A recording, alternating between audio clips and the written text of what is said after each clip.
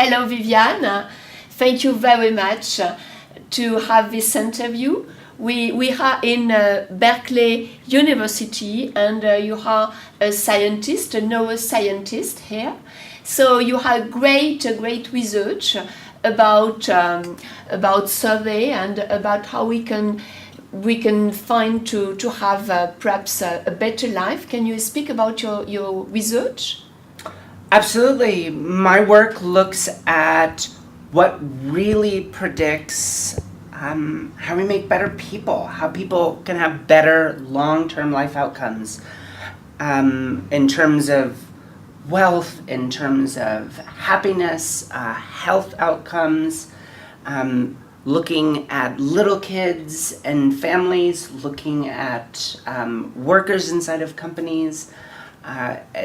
I have never found a problem that I wasn't interested in trying to figure out what it was that drove the best possible outcomes for the people involved. So you have found constructs that are very important in the life. What are these constructs? So we wrote a paper about this. We call them meta-learning constructs, and there are quite a few of them. What we did was we looked at these massive data sets, 122 million people, and we looked to see what actually predicted the best employees, the best work, the best long-term career outcomes. And what we found over and over again, that it wasn't grades, it wasn't the university you went to, it wasn't the specific skills in terms of whether you knew how to program or you knew how to sell. None of that was really meaningfully predictive. Sometimes really shockingly so. The best schools in the world were only a little bit of an added benefit. What we found was that there's these meta-learning qualities. It was things like general cognitive ability, your ability, your attention, your memory, your language skills, metacognition, your ability to self-assess, to think strategically, plan for the future, social skills, perspective taking, even low-level social skills, my ability to recognize your facial expressions, my ability to understand the idea that someone else has a mind of their own, creativity, lateral thinking, divergent thinking, creativity itself, fascinating construct. It applies across the board to everyone, not just people working in creative domains, everyone. And social skills. Oh, so I already mentioned, social skills. That's fascinating also. I mean, just as predictive for engineers as it is for salespeople. The last one is emotional intelligence. So, and that's one of the most fascinating. But what we see is if I was given a random group of people, whether they were 4 years old or 40 years old, whether they came from poor backgrounds or wealthy backgrounds, if I knew these qualities about them, I could give you strong predictions about the directions of their life.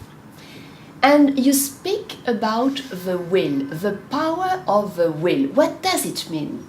So I mentioned this idea of emotional intelligence and its strong predictive quality, and some of the specifics, so those are just really broad, big ways of talking about it. Some of the specifics of emotional intelligence, endogenous motivation, purpose, some very geeky language, belief-based utility. It turns out if you can go to someone and change their belief that their hard work will pay off in their life, you can change everything about them. And that is a powerful discovery. Both that it is possible to change these things, so that if I were a boss, a manager, or a teacher, or a parent, that the people in my life I could make better by helping them improve their motivation, improve their belief that their hard work will pay off, but also that it has these profound impacts, that when you rob someone of the power of these beliefs, you really are robbing them of their future. That we see again and again that people with these strong beliefs, this will, as you put it, have dramatically different outcomes. It's not about whether they knew how to program or whether they knew how to do financial accounting. It is ultimately about whether they believed in what they were doing. Thank you for this tip. The power of beliefs is crucial. And to conclude, what is your opinion, the difference between the artificial intelligence and the augmented intelligence? What kind of behavior can we have if we want to be adapted to the world? Yeah, so I think we have a very big choice in front of us. As artificial intelligence, not a new idea, but a transformative one in the world today, as it becomes a technology that sort of pervades everyday life, that we have this choice. Do we use it to substitute for what we can already do? Or do we use it to make us better? On the one hand, it could be that we hire less qualified people to do the same jobs that we used to only send people to university to train for. Because now the AI will do it for us, and I just don't need an expensive, highly qualified person. On the other hand, we imagine what it is such a creative person could do if at their fingertips they had the power of the most powerful machine intelligence. And we call that augmented intelligence, the best merging of what machine and natural human intelligence could accomplish. And it's a big, profound question, because when you start substituting for people, when you do what they can do themselves, I believe that you rob people of who they are in a pretty fundamental way. When on the other hand, we talk about augmentation, we're talking about transforming people and taking them to a completely new place. And for me, that boils down to a very simple story that isn't just about AI. And that story is perhaps most simply put in the idea that technology should always challenge us. We shouldn't just be better when we're using technology.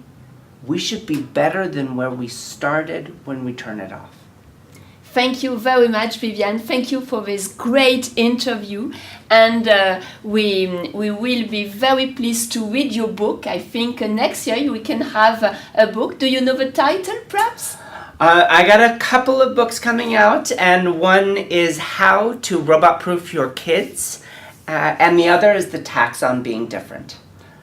So thank you so much, and we are very eager to read them. Thank you. Thank you.